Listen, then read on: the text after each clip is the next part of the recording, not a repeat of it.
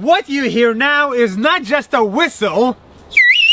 This is a real language called the bird language. See, I am here at a remote village in the mountains of Turkey. And because the houses of this village are far from each other, the locals decided that to communicate, it's easier to whistle. This village has developed a new language that has over 250 unique words that is taught at schools to kids and that's been around for over 500 years.